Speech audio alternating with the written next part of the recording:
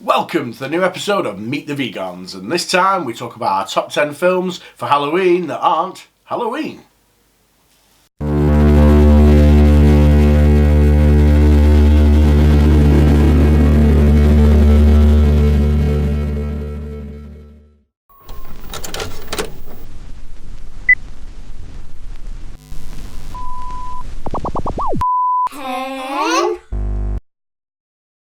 Blair Witch Project, 1999. 3 filmmaking students go hiking in the Black Hills near Burkittsville, Maryland, but they are being stalked by something or someone.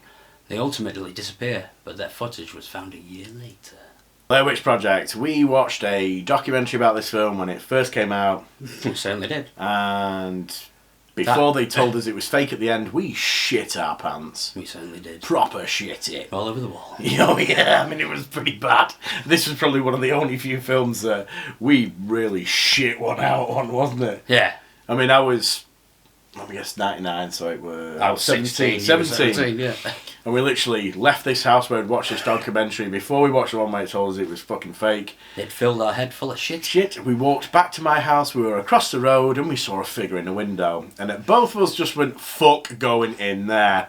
And we stayed across the road for maybe 20 minutes. Probably longer. Yeah, watching this figure in the window. Moved back and forth. Yeah, we were like, from room to room sort of thing. What the fuck is going on? Finally, we plucked up courage. Entered my house, found out it was my mum watching us in the bedroom from thinking, watching. Yes, what the fuck are them two doing out there? Fucking hell. But yes, this film could have been amazing. If they had pretty good. No, it was pretty good for its time. Considering it broke it was like boundaries. One of the first later versions of like found footage films. If they had, because there was original ones, Cannibal Holocaust and all that lot sort of thing. But they made it their own. Yeah, it was the first time they'd ever used. They were just camcord. Like, have the cameras and that. It. Ad-lib it all if you can. There is a bit of a script. We'll stay over here, make some noises in the bushes, and it was and good. shit you up. But it was the fact that there was such a big hoo-ha about this movie coming out that it was going to terrify people, and they made this documentary before it even came out to tell us it was fake, just to calm down the audiences. Bad idea. This film could have been amazing. I mean, don't get me wrong, it was good for its time. Loved it. Yeah. Some elements are a bit weird in it, like standing in the corner. I didn't really like that, but you know, it was all right. It was pretty good, but it just got ruined by shitty documentaries that just couldn't handle it because the whole world was gonna break down and gonna go on a massive witch hunt. I think they even did a documentary on the 3 people that did it. who like, look, they're alive, sort of thing. It's like that's very how bad much people like Cannibal believed Holocaust. it. Yeah.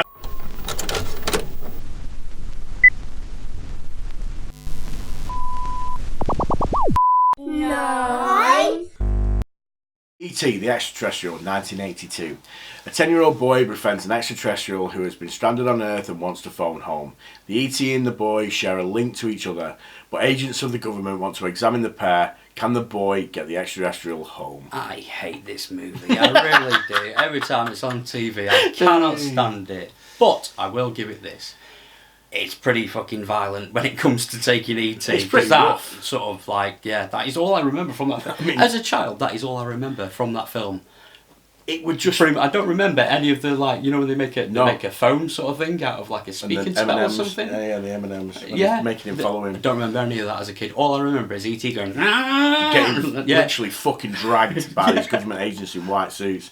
I mean, you imagine being a kid and seeing that. That fucking ruined us. It was like Spielberg made this family film that was this supposed cute alien. And like, yes, it's in the Halloween things because they have a Halloween party and he's dressed up. But it's just wrong. This poor little lad, like Elliot's crying his eyes out because his alien's being dragged in his tent, screaming. All these government agents are coming in, they're tearing the family up and that. It's like pretty brutal when you look at it now. It's rough. So, and that's not the reason I hate the film. I just hate the film. It's a shit story. I just don't like it. I don't mind it. I think it's alright. I fucking hate it. It takes me back to being a child. I mean, it was the year I was born, so... I wasn't even conceived. No, not yet. Well, maybe. There wasn't even an itch in my daddy's pants. Yeah, I like E.T. Hate it. Yeah. Can't stand it.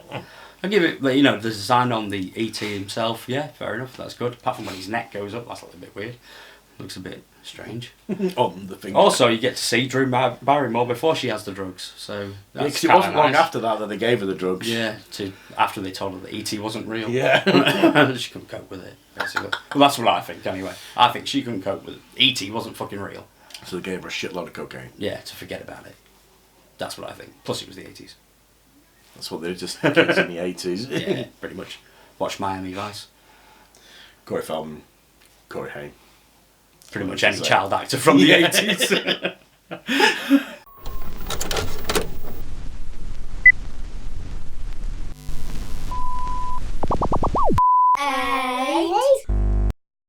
The Karate Kid, 1984.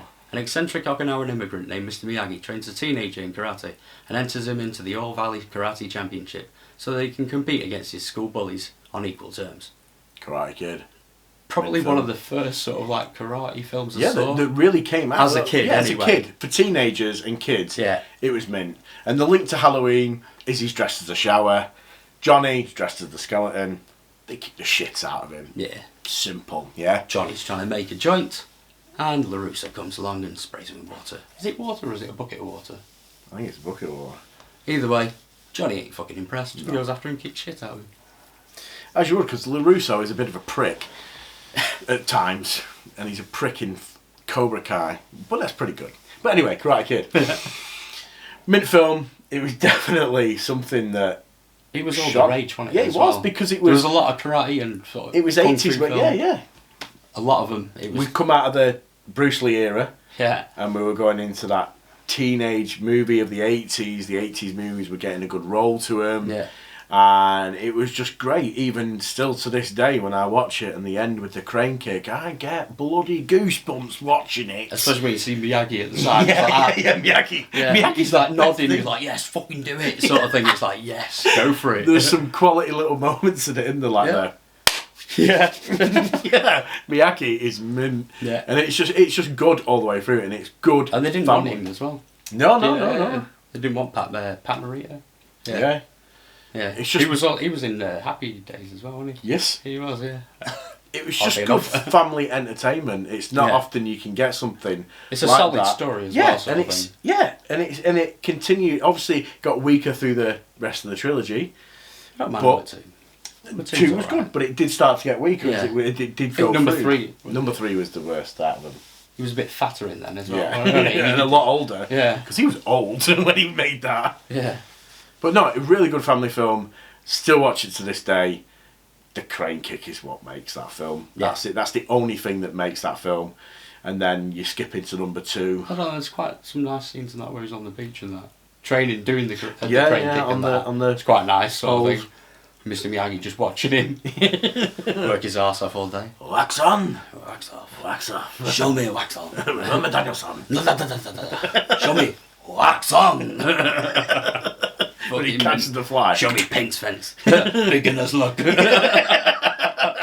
Mr. Miyagi, I got it. Oh, yeah. Apparently that was a real fly as well. Yeah. That's what he fucking got. Lucky bastard.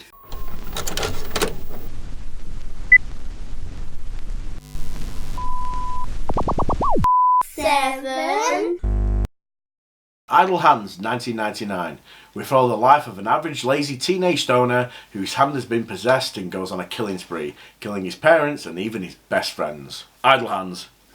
Top stoner I think movie. we saw this on video rental. I'm pretty sure we did. Pretty sure. That's how old we are. It was definitely VHS that this movie saw. Definitely, this movie. yeah. Even though DVD came out this year, it was VHS we saw this shit on. Yeah. And it's just one of the movies that kind of sticks with you, isn't it? Yeah. And as much as it was like a stoner movie, that's what it was. It was a pure stoner movie. It's hard. It's a stoner movie. But it was a good little horror film, wasn't it? Yeah. And it was all based around the Halloween party that Anton's going to go to with Jessica Alba. Yeah, Jessica Alba. So, and it's just a really Seth good... Green's in it. Seth Green, yeah. And the guy from Mighty Ducks. And Daredevil. And Daredevil, yeah. What's his name? I can't remember. But it was a good little stoner movie, and it was funny horror as well. Yeah. It was good. It was an essence of a mixture of many different horror films mixed in, like Evil Dead and things like that. And it was just really good fun. Yeah. Real good fun. You can still Didn't watch take it yourself too seriously. No. And it was good. And it was one of them that as much as the 90s was pretty bad for horror, especially teenage horror. Yeah, and it was really good, and it was one of them that still sticks out to this day. Yeah, it's still funny, it's still relevant. You don't need to be like modern day kind of understand what it's about. Relevant, easy going, good fun to watch. Yeah.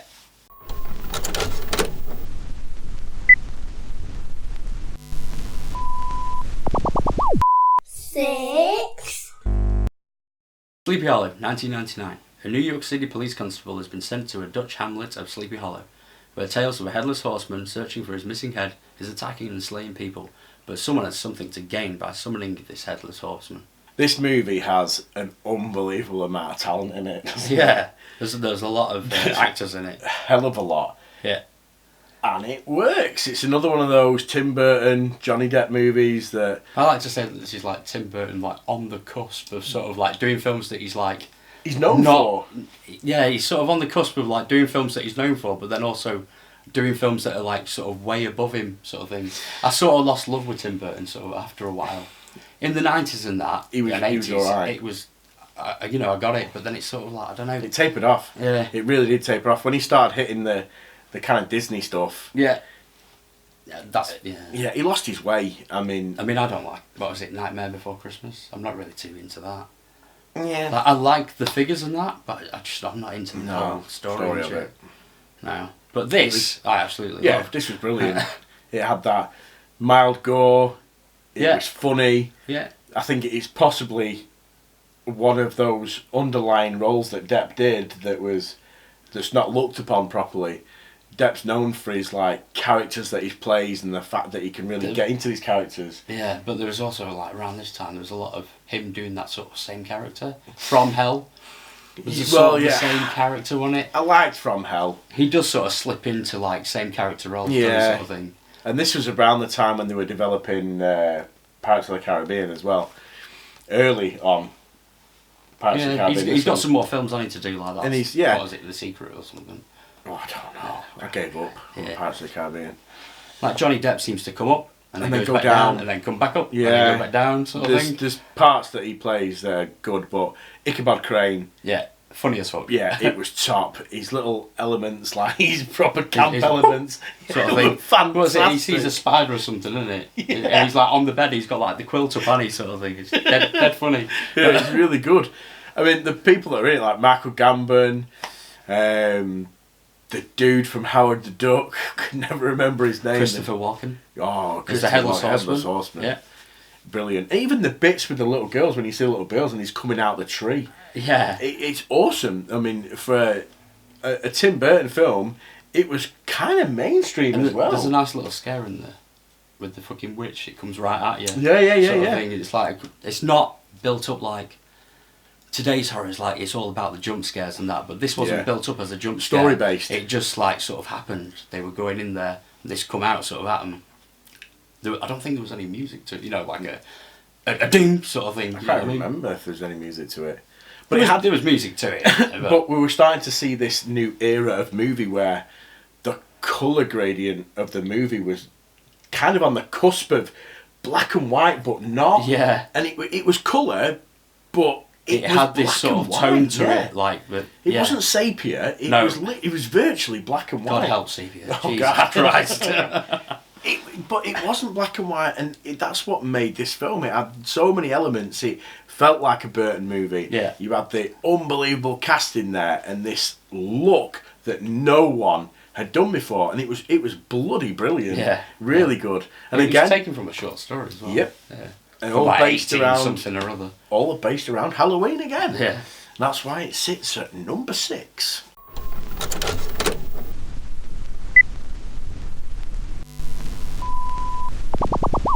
Five. The Crone, 1994. One night, a rock musician is killed and his fiancée attacked by a gang. But a year later, he would climb out of his grave to seek revenge on those who had taken his life. This movie played heavily through our teenage years. It was one of those first movies as well where it's like you sort of got, there was a lot of sort of like cyberpunk and like gothic sort of. It was that films. goth metal stage though. Yeah, that's what I'm like. Sort of like everyone sort of, I don't know, sort of latched onto it, and then just didn't. Yeah. Do you know what I mean? Like, And it nothing was ever like- came of it. It was like, it was going to be like the next sort of big thing, like this sort of genre of like films The and that. the movies. And there were a lot of movies like it, sort of thing, in that sort of style. Cyberpunk, film noir, But it was, sort it of was like like also up-to-date. that because it was a comic book, it was a graphic novel Yeah. brought to life. It was one of the first few after Batman, Yeah. like '89, that kind of came out and made something of itself. It was big. Yeah. No one knew who James O'Barr was to us, did we? When we were like, No. didn't even read the graphic novel. We just saw this film with Brandon Lee, the son of Bruce Lee. It's I gonna think kick that ass. was the pull, majority yeah. of like why people were watching it, wasn't it? And the really? fact that Brandon Lee died during the making of this movie hyped it even more. Yeah. I think that's what excelled it. I mean, if you watch it now, there are some real shit scenes when he's running across that fucking rooftop, isn't it? And it's like, it's fucking bad. And I'm like, but at the time in '94, you were like, oh, this is cool, man. Yeah, and everyone was onto it, weren't they? Yeah. It was like, honestly, you couldn't see like, you know, there'd be like a Crow t-shirt or someone with a Crow Everyone bag, would be on it. or it was like, you know, it was me. It's like it was everywhere, sort of thing. It was like one of those sort of manias that just sort of came and went, and that was it. And then like the sequels would come out, but no one was asked with the sequels because they were shit. I don't think it was that. I think it was just because like no one wanted to see the Crow without Brandon Lee. Yeah, that's well, what I that's it, think. They just didn't want to see it. And They knew Brandon Lee's Crow, and that was it. That was it. I mean, it was a bloody good movie. It was a dark movie. It was something that Kate spawned in the '90s that was really good. Yeah. And and you know, I'll still watch it to this day. It's a bloody good movie, and Another one with a solid story. Isn't yeah, it, and really? it's a good. revenge story. Exactly, but revenge movies seem to like stick around for a while. Yeah. Like Dead Man's Shoes, another revenge movie that's awesome. It does stick around. Deliverance, you know. I think that's because people really want to, you know, when they've been hurt or whatever, they really do want to get revenge, but don't, so they watch these films. That's sort of thing. Like there's many films out there that have definitely revenge movies that have peaked and they do stay around. And some of them go underground and unnoticed. Yeah. Dead Man's Shoes is an underground, unnoticed movie that a lot of people don't know about. And The Crow, you can say this to Crow to a lot of people. They don't know it. They don't know it. They don't know who Brandon Lee is. They go, oh, Bruce Lee, I've heard of him, martial art. Yeah, but you don't know his son. Do you? So, but no, I really enjoyed this film. Again, based around Halloween time. But it sits up there in one of our top 5 because of the story and what it lays out in front of you. It was really good, wasn't it? Yeah, I enjoyed it.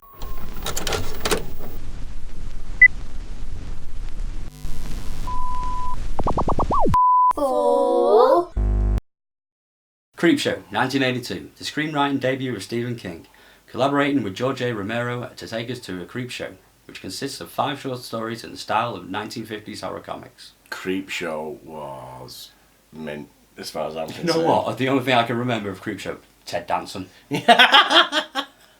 So I think he was in between like losing his hair and like wearing a wig, sort of thing, and like everybody knew it was a wig. Toupee thing. Yeah, Cheers was over. Cheers was over, and now he's in movies, and that was a massive wig. Like almost Elizabethan. This I think for me, brought 2 elements of horror that I fucking loved. You have Romero from I was just in awe of Romero for the fact of his fucking zombie films. Yeah. And you have Stephen King from his stories. And you gelled these 2 bastards together and made this movie that no one else was doing. Yeah. And it was like, apart from like when Romero got involved with Argento, it was great, wasn't it? Yeah. And it was like these 2 massive horror icons slammed together to make these 5 short stories. And it was sick. I loved it. And they made countless sequels. Now there's a TV series out of Creepshow.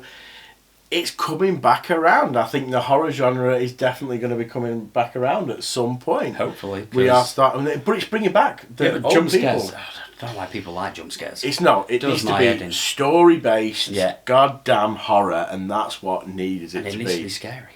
But I mean, Creepshow was mildly cheese. It was cheese. It was cheese. But this is early 80s. Yeah. So there's still a lot of cheese. Even Friday the 13th was cheese. Oh, but we loved First it, though. one, but it's good cheese. Yeah. Definitely. And because these were short, snappy stories, it gave you that element of cheese. Tom Savini as well on special effects. Well, he was the creep in... Was he? He was the creep in 2. Ah. He was the You creep. sure about that? Yeah, I'm pretty sure. Ah. I'll lay goddamn money on it. He is the creepy. We'll look at that in a bit. But if you know, let us know. But for me, yeah, short, snappy stories, mildly shitty acting. A bit wooden in places. Yeah. But I think it was set like that to sort of showcase the sort of 1950s comic book sort of era. Sort of, there was a lot of wooden acting in the 50s. Yeah, but if you watch Creepshow 2, it still had that shitty kind of acting. Yeah, but I think that's because they're paying homage to 1950s comics. Yeah, 1950s acting, it is wooden and that. Yeah. You look at it, it's all very sort of like, what do you mean, over there? Oh, yes, over there. Come, follow me. That sort of thing. It's like that weird sort of sense. Yeah, very... like brick wall kind of thing. Yeah. Like, we're not sort of engaging the audience, but we're entertaining. We're here to do a job. We're entertaining. Yeah. We're entertaining him. But that's it. That's all it is.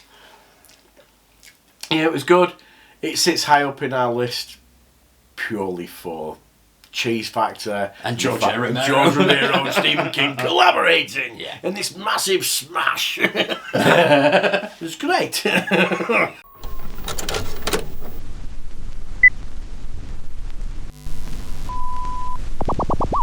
3. The Exorcist, 1973. A hopeless mother seeks help from the church after a demonic entity possesses a 12-year-old daughter. 2 priests will have to conduct an exorcism, and both will need a lot of faith to defeat the demon named Pazuzu. I like this film. I do like this film, but I can see why it was banned because of the religious factor. But when you look at it, sort of like... It's not that bad. Through like, you know, after 20 years it been released or whatever, and you look at it when we saw it, it seemed a bit silly. But for me though, it has that... It's one of those movies that, no matter what, bullshit about when people say, watch it in the modern day, would it still be scary? Yes, it fucking would. No, it wouldn't. It fucking would, nah. Right? It scares the fucking bejeebers out of you. If you walked into a room and saw a fucking kid doing that, you would shit your pants. I'd say, what is this? I'm sitting down. I'm gonna front row seat. But you would though. I mean, I would fucking poop my pants going in there watching this kid thrive a fucking round. You see some shit float, right, and end up on a fucking ceiling. You're gonna shit a brick and go. I just thought, you know, I know Poltergeist was released like a lot later than that, but I just thought that was more scarier. Poltergeist, that movie's fucking mint. Yeah, I love that movie. But for me, this still has an element of, it's got that. But Poltergeist and this are very realistic. They try and the shock horror in this film is basically seeing Linda Blair do things to herself. Yeah, as a child, because she's a child, and that's it. If you imagine, but it's not like scary. I wouldn't say it was like fucking scary. No, scary, but you're looking at something that's horrific for a child to be doing and saying. Like, I get why it was, you know, banned and shit like that. I mean, they tried to ban they did ban fucking Life of Brian. You know what I mean?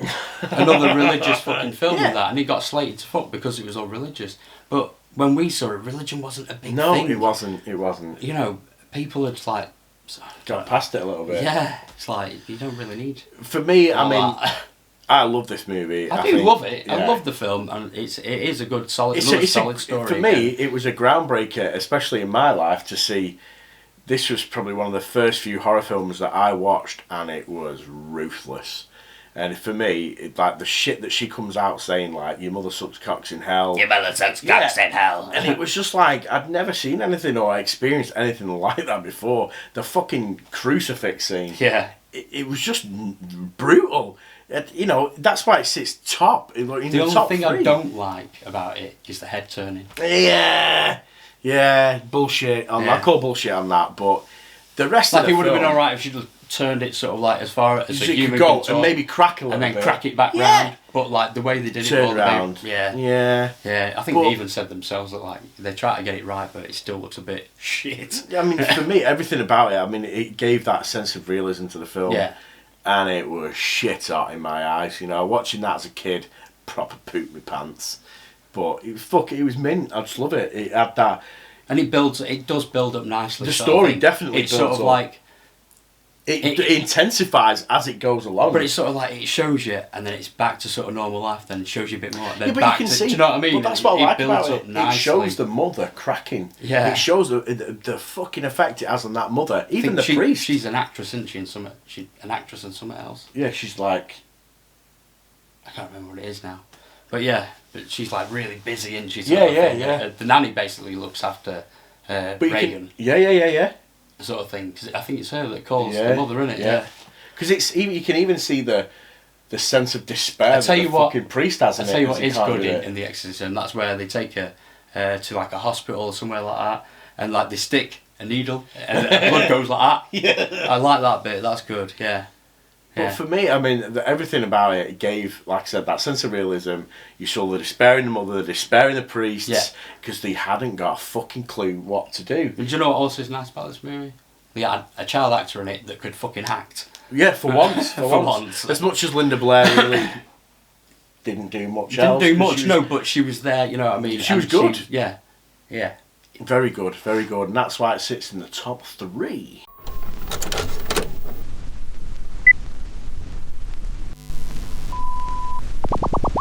Two. The Amityville Horror, 1979. The Lutz family move into their dream home where a gruesome murder was committed a year prior to the Lutz family moving in. But strange manifestations inside the house will push the family to the edge of their sanity. For God's sake, get out. Another movie based on a true story. Apparently. Well... No, apparently. Well, I don't know. There's an edge to it. It's supposedly the characters from The Conjuring are the people that dealt with the spirits in Amityville. Fucking hell, what they called? Ed and... Lynn? Fucking hell. Can't remember what they're called now. But those guys, they're apparently the ones that dealt with the Amityville Horror. Yeah. And this movie... Ed and Lorraine Warren? That's the one. Yeah, damn right. Thank you. So, I mean, this movie is full of big This 70s is one of horror. those movies that actually stuck with me, like one of the first horror movies that actually stuck with me, sort of mentally, sort of thing. Like Was it what? because of the scene in the cellar? No. It was just what like this could do to a family, sort of thing. Fuck them up. That you could like, I don't know. I sort of thought of it if, you know, when you put it into your sort of perspectives and how it could just tear your family up, sort of thing. If this kind of thing, sort of like Entity, you know, Entity. Oh, You know what I mean? It's like one of them films that just stuck with you. You're like, what the fuck's going on in this movie? I don't know. I can't comprehend it. I'm too fucking young. I shouldn't be watching this, but I'm watching it. I think the poop Sort in of the thing. pants moment is definitely the scene in the cellar. You reckon? Yeah. I think being a kid watching this movie was that was the point. The first appearance of the spirit. I don't know. I think that don't get me What, wrong. you're saying that's most the sort of the scary stuff. the bit that shit me up being a kid was definitely that scene. In The cellar. weirdest bits, all the flies and that. Yeah, with the fucking priest. Yeah, and it's like it's just weird to see the family break from something in theory that you don't see. Yeah. And that's what's really weird. Again, it's going to that kind of poltergeist scenario, Yeah. and that's what's really good. But definitely being a kid, the scene that sticks out is definitely the cellar scene. But yeah, you're right in what you're saying. To see nothing that can break a family into pieces is an absolutely fucking scary thing. Because you don't know what you're doing. And no one can do that right now. Yeah. No one can make a kind of, a spiritual movie that has... Without getting too without silly. showing you something. But it also gets too silly nowadays. You know what I mean? That was sort of taken with sort of great care of it's silly, but we're taking it seriously, sort of thing. And do you know what I mean? Yeah. No, it's right. It's right what you're saying. Nowadays, it'd be taken a little bit sort of comedic. I don't know. But it's not even and it'd that. have a lot of jump scares in it, definitely. Yeah, and they'd show you the spirits that were in there. Yeah. The paranormal side of it would be shown, and that is what kind of pisses me off in films. We don't need to see it. We don't see ghosts. Now again, people say they see a manifestation of a ghost. Yeah.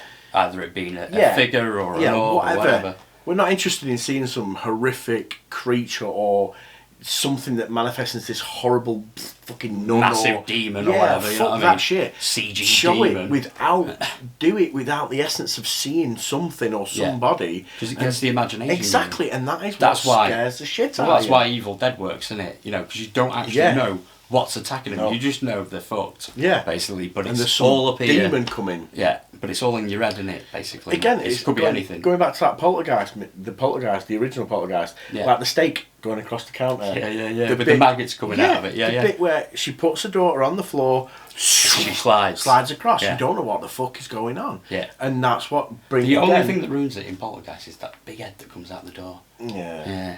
That's the only thing that ruins it. But anyway. But Amityville, not poltergeist. again, it is that element of you don't know what the fuck is going on as the movie goes on. And you're seeing the dad especially break intensely. He is becoming a psychopath. He's the one that's the weakest link out of the whole family sort of thing. He's the one he's the first one to go in basically. And then it just spreads like wildfire through the family, and you can see it just the wall is breaking down brick by brick, and you are seeing this in detail in this movie. There's already sort of an unsteady sort of relationship with between him and the kids sort of thing, because they're not his kids. Mm-hmm. But he's like looking after him, and you see it at the beginning. There's like a bit of good in him, sort of thing. He's helping like move the house and all that, and move the family in. But then all of a sudden, he just fucking changes.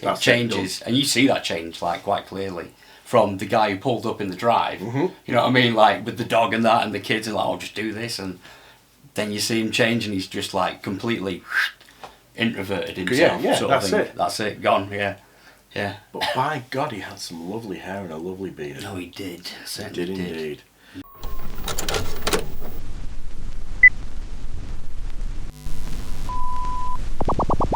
One. Pet Sematary, 1989. A family learn of an ancient Micmac burial ground that can reanimate the dead, which they use to bring their recently deceased son back to life. But their son is not as innocent as he once was. This is number 1 on the Halloween list.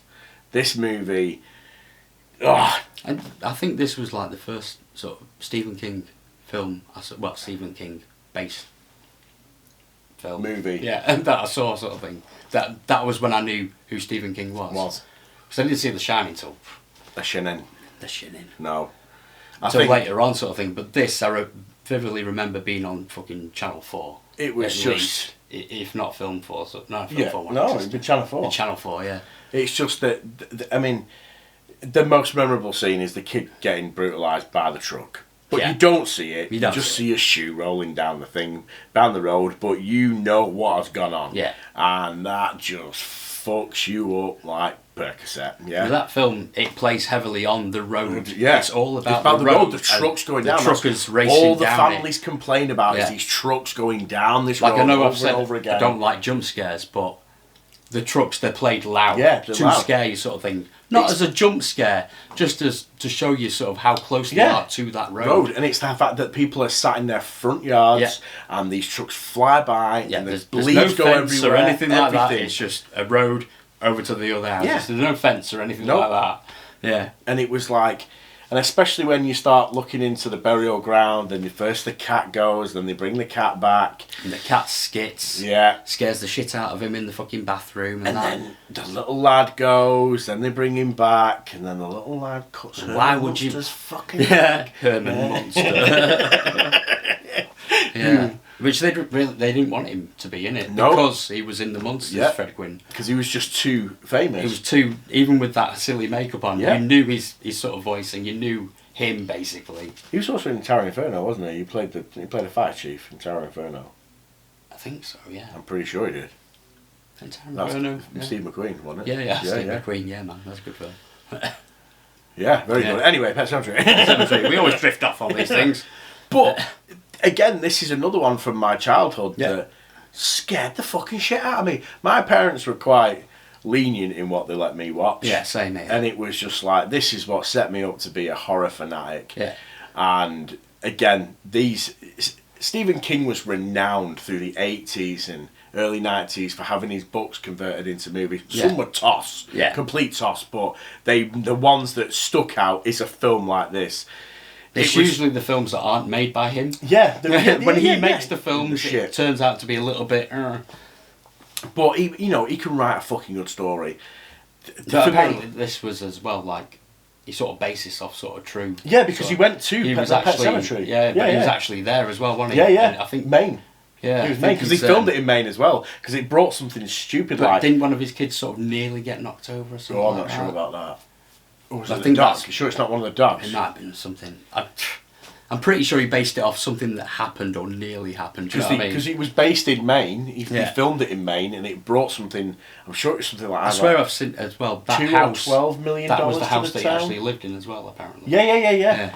because it brought a lot of money to the town itself. Which so this is very sort of personal. Yeah, to him sort of and to story. the town. Yeah, but what an executed movie. Yeah, it just again it plays on your mind. It plays on, you're thinking about stuff, and then it will show you things as well. Yeah, which was good. It was that balance, and it was a good balance. Yeah. It wasn't poor, and it holds up to this day. Yeah. It really like does. today, if it was it has been done, hasn't it? It's but been like, remade. Yeah, I can't remember what happens. Like if does something come out of the ground and pull the body in and then put it back? I can't remember because that's how bad that was. Jesus Christ. Well, that the remake. Yeah, that's watched fucking it, terrible, man. Refused to I watch thought it. it'd be alright, but you give these things a chance and look what they do to you. They let you down. Just bloody let you down. Just don't do it. Just don't They fucking should do it. just leave classics. Yeah. Oh, wow. Do another Stephen King book or something. You know what I mean? Don't do Pet Sematary. Don't fucking do that. Don't take my childhood and remake it. Ruin it. Jesus Christ. But- Sometimes I feel like I'm going to be remade. Do you know what I mean? It's like everything from your childhood is like remade. Oh, gender swapped, remade. But they just can't. They can't come up with new ideas. They have to try and modernise things that don't need modernising. This movie, you could watch to this day. I can watch it and still be shit scared of certain parts of it. I mean, especially like when you start learning about the cat being buried and brought back, and you learn about the Indian burial ground. It's all good for me. It brings that sense of realism, and I think that's what a lot of the majority of this top 10 has that realism in and what it brings to it. I do. Some of them are quite fantasy. Character, I really do. Like even though he's not really acting in it, he's just playing Fred Gwynn in a film, playing Fred Gwynn. But it's sort of that. thing. But it's that like generic. it's nice because I don't know. Like as kids and that, we grew up with the monsters on TV in the morning, sort of thing. But so we'd already grown up with his face, sort of thing. But do you not think that's why they did it? Because it was that because it's a familiar face sort of thing, and he kind of taking came him across to put it in something else. But he came across as that grandparent kind of that character. But there was something unhinged about him, wasn't there? Yeah, but because he was a familiar face, you already were warm to him. Yeah. So the character was already in your eyes. Okay. Yeah, he was a favourable sort of character. You didn't need to learn much about him to feel, I know this character and I'm okay with him. Yeah, he's the guy that lives across the road. It's just really nice. Yeah. Which you don't get anymore. Without them being called a fucking paedophile. It's true though, isn't it? You know what I mean? No, it is. It's like Back to the Future, you know what I mean? Like, what, a teenager hanging around with a doctor? Yeah. Is he a paedophile? Yeah. Do you know what I mean? That's what it'd be these days. That's what it'd be. There'd have to be some kind of weird backstory for him to get definitely. together. It'd have to be his uncle or whatever. Anyway, Pet Sematary, nice film. Yeah, it's sort of got a blue tint to it, hasn't it? Yeah, it has got a blue tint to it all the way. Again, this is kind of where we're talking about putting lots of tints into it, and like sometimes it can be overused, but I think this one uses it well. I think they used it for that kind of. It's like it's a blue tint, and that daytime is quite nice and vibrant. But I think they gave you that blue tint was there to give you that cold kind of shivery feel. That's what sent the shock further into you, because you were already feeling cold from it. Yeah. When the scare happened, you were like, oh God, you were tense, and it gives that tense feeling with these colours. That's why they use these either warm colours or cold colours, and especially with it at the time, because it was autumn again around the time of it. Yeah. Based around obviously Halloween, it's got that sense of the times are changing. It's not warm anymore. It's going into that winter stage. It's that change in it. And that's why it gives it that lovely sense and that and hold. But there's different look to like the way an inside of a person's house looks. And then obviously when it's night time, it's that blue sort of colour. But you had that classic. And if it's like the summer, it's a bit more vibrant. It's to show like these are happy times sort of thing. You know, like when the cat gets killed, the tone of it outside sort of like comes down a little bit, and it's a bit more sort of dreary. But the house is that. But it plays it really well. Some cold films, grey house. Yeah, some films like overuse it. Like they'll just shoot with a blue Constantly. sort of. Imagine like The Matrix, shot all green. Yeah, but that's like you look at that now. You like it has that tint to it all the way through it. But it was like, The Matrix 2 was just too green. Yeah. Where the first one was very blue. Yeah. This is green, and it's just like overshot green. Yeah, Whereas this had that. It had the blue. equal though. Yeah, this it was Pet good. Sematary had It was the good. equalness of like the tintedness. But it worked, but realism. especially when the kid comes back to life. That greyish blue tone added to the fact that he wasn't quite normal. Yeah, there's something not right with him. And it was very good. But they took him back in because that was his son. Exactly, you would do. It's your fucking son. I think it's the girl that gets killed in the remake. Fuck it. I'm not even watching that remake. Don't bother. I watched about half an hour of it and turned it off. Oh, God. That's bad. Even if it has got, what's his name? From Third Rock from the Sun? John Lithgow. Yeah. I do like him. Yeah, I do like him. But no, shit it's not the remake. Yeah. So, that is our top 10 Halloween movies that aren't Halloween. If you enjoyed it, subscribe. If you agree or disagree with any of these top 10 movies, hit us up in the comments below and smash that like button. Smash it hard. I've been Anthony. And I've been Neil. And remember, hail the vegans. Wow, we got that down to a T. Yeah, man.